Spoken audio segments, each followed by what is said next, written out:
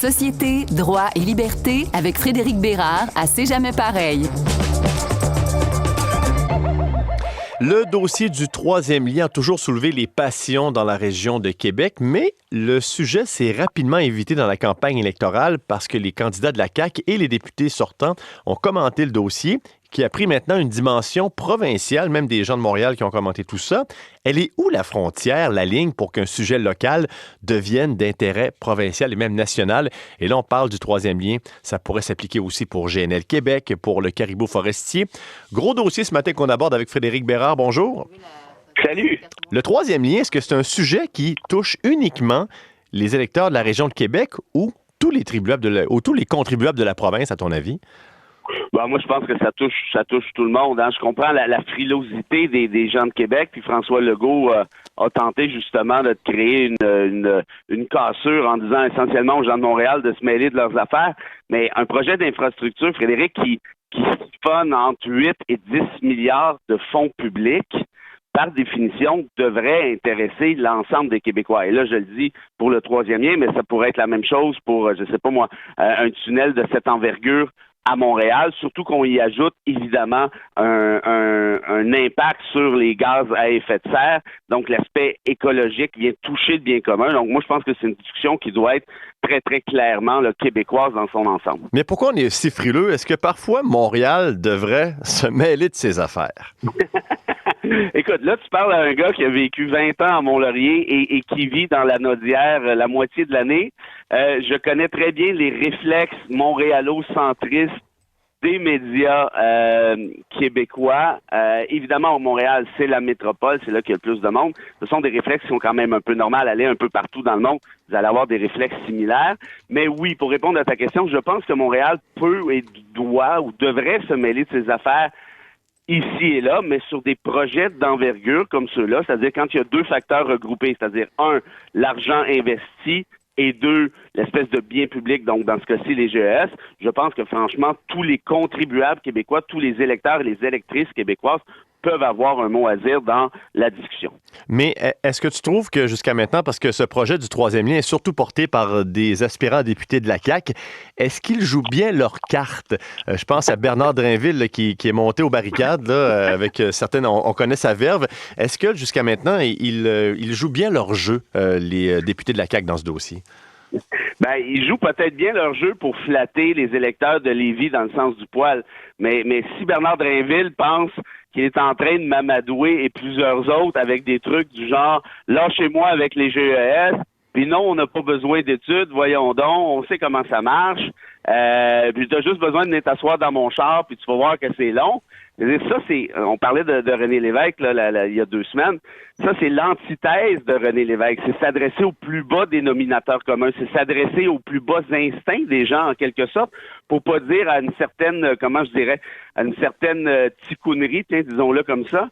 Et je trouve ça franchement dommage, parce que Bernard Drainville, c'est un gars intelligent et capable d'élever le débat. Or, la réalité, Frédéric, c'est que les études sur le troisième lien, les études indépendantes, parce qu'il y en a qui ont été publiées, démontre très clairement que ce qui va arriver avec ce troisième lien-là, c'est qu'on va ajouter entre 55 000 et 60 000 chars de plus quotidiennement dans le coin de Québec, ce qui fera en sorte non pas de réduire le trafic, mais bien d'augmenter le trafic. Alors, quand Drainville dit on n'a pas besoin d'études, ben on peut comprendre pourquoi il nous dit ça, et on s'entend, toi et moi, que c'est d'un point de vue purement électoral sur lequel son motif est basé. Mais à ton avis, qu'est-ce qui dérange le plus l'opinion publique, ou même, on pourrait dire, l'opinion des Montréalais? Est-ce que c'est la facture du projet, on parle de plusieurs milliards de dollars, ou vraiment la question environnementale?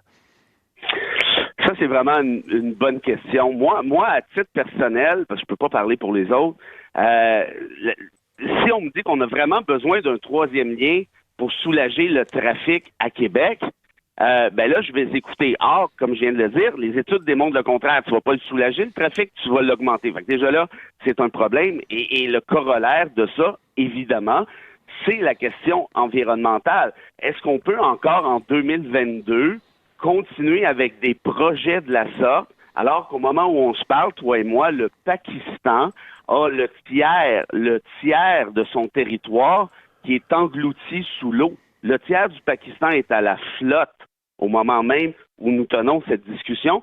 Et là, il y en a qui vont dire, ben oui, mais c'est loin le Pakistan. Ben, le Pakistan n'a pas provoqué nécessairement les gaz à effet de serre comme on pourrait s'y attendre ici et là. La réalité, c'est que c'est un enjeu qui est mondial. Tout le monde doit participer. Le gouvernement du Québec, comme plusieurs autres, malheureusement, est parti dans l'autre direction. Et il va arriver un moment donné où on sera à la flotte, nous aussi, puis on se dira, ben, qu'est-ce que tu veux, on n'a pas pris nos responsabilités au moment opportun. Et là, Frédéric Bérard, je rappelle aux auditeurs qu'on parle de dossiers, d'enjeux locaux qui prennent des dimensions provinciales et nationales, comme c'est le cas pendant la campagne électorale. Là, on parlait du troisième lien. Mais imaginons que je prends d'autres dossiers locaux, régionaux. Exemple, plus près de chez nous, il y a eu GNL Québec, par exemple, qui a fait jaser partout dans la province. Le caribou forestier. Je pourrais même ajouter la fonderie Horn en Abitibi. Est-ce que parfois, les gens de Montréal savent que certains de ces dossiers ont des répercussions possibles pour des emplois, pour l'économie des régions concernées? Ouais. Ben, ça, je pense que tu poses une excellente question ici, Frédéric, puis il y a un sous-entendu dans celle-ci. En d'autres termes, les gens des régions qui ne l'ont pas facile nécessairement d'un point de vue économique, là, et ça varie, là, dépendamment des contextes. Et c'est toujours le même dilemme. Est-ce qu'on favorise plutôt les jobs, l'économie, ou on favorise plutôt le développement durable, l'environnement de manière générale? Je parlais de la Nodière tout à l'heure. Il y a un projet actuellement très, très, très sérieux pour extraire un produit qui va venir malheureusement probablement saloper l'ensemble de la région, mais il y a des jobs qui sont rattachés avec ça. Donc, qu'est-ce qu'on fait dans des cas comme ceux-là? Moi, tu vois, d'exclure l'ensemble de la population dans une discussion semblable, je suis un peu mal à l'aise quand on parle de biens publics. Cela dit, je comprends très bien qu'on parle de jobs régionaux, de jobs qui sont souvent névralgiques. Et importantes pour l'économie aussi, c'est ça? Oui, absolument. Mais maintenant, moi, je te répondrais à ceci pour résoudre cette espèce de dilemme cornélien. Ce que ça prend, c'est du leadership politique. C'est-à-dire, on ne va pas continuer à investir dans des infrastructures du genre, on va plutôt aller vers des énergies vertes. Là, je prends seulement cet exemple-là. On sait qu'il y a 50 milliards d'énergies vertes qui dorment actuellement au Canada au moment où on se parle, toi et moi. Donc, pourquoi on n'a pas de leadership politique pour dire ces projets-là qui sont réactionnaires, qui s'en vont dans le mauvais sens de l'histoire, on va plutôt utiliser l'argent qu'on pourrait investir dans des énergies vertes, même si, évidemment, ceci n'est pas si simple que ça. Parfois, ça peut avoir l'air de la pensée magique. Mais si on avait un certain leadership, il y en a des études. On sait qu'il y a de l'argent qui dort. Et de ce fait-là, je pense qu'on pourrait aider les régions à mieux transiter leur économie vers quelque chose nécessairement de plus vert. Et en terminant, Frédéric Bérard, il y a des gens qui t'écoutent à chaque semaine. Il y a des gens qui te lisent également sur le site du métro. Et ta plus récente chronique a pour titre « Legault, Drainville et les joueurs de piano ». Ça vient d'où cette inspiration? Ben, on sait que François Legault aime beaucoup se comparer à Duplessis. Hein. Ça a même été une blague, on s'en souvient, chez Infoman cette année. Les joueurs de piano, et j'insiste sur l'accent aigu sur le E, hein, c'était Maurice Duplessis qui utilisait la formule pour mépriser les intellectuels. Les intellectuels, c'est des pelleteux de nuages, puis des joueurs de piano, en voulant dire des espèces de perdus qui ne peuvent pas parler au nom du peuple, contrairement à Duplessis. Or, François Legault nous a fait exactement le même coup il y a de ça quelques jours, hein, quand il a dû expliquer l'abandon de la réforme du scrutin proportionnel en disant « ça n'intéresse personne sauf quelques intellectuels ».